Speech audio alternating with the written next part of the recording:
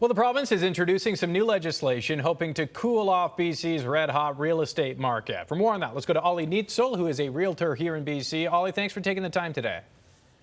Hey, Paul, how are you? Thanks. I'm okay. Essentially, this is a cooling off period to allow buyers to back out of a deal. Maybe help us break down how it will work and will it work?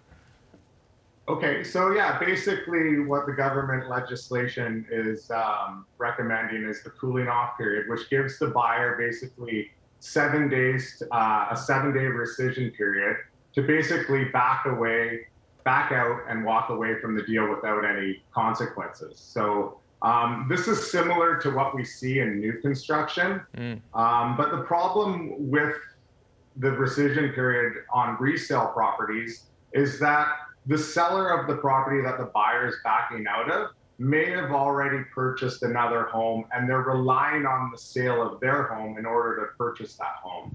So this could have a cascading effect of collapsed offers and collapsed deals and people backing out. So there's lots of potential problems that can come along with it.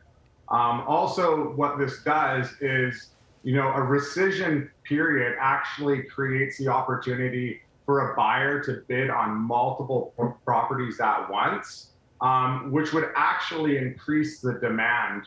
And therefore, you're not really eliminating the problem that we have now. Right, and then just back out of the one they don't want if they they win the bid on multiple homes. The purpose here really is to protect the buyer and the seller if someone can't pay, but the market did seem to be getting out of control with bidding wars and people removing conditions. So if you think that this does have some issues, what would be a better way to address that? So the BC Real Estate Association has recommended a 5-day pre-offer period. Which means the property must be on the market for a minimum of 5 days before the seller can look at any offers. So in this case, that gives the buyer more time to do all their due diligence, like get their financing in order, get an inspection if they want to, and do all the subjects that they need to do, right? So. Every time you change contract law, you're going to change the market to some extent. So what will this do, and what will this legislation mean for the market in your perspective?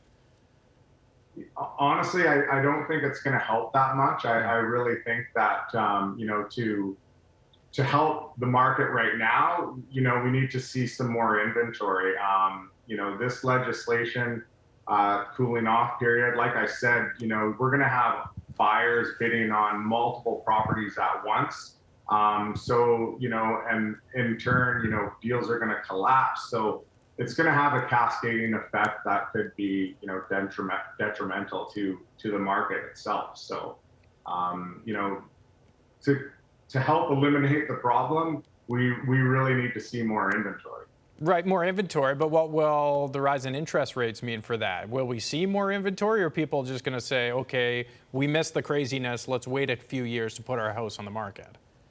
Yeah, so historically, the benchmark price follows the rise and fall of the interest rate. So if interest rates go up, then prices go down. So we're getting into spring, which is historically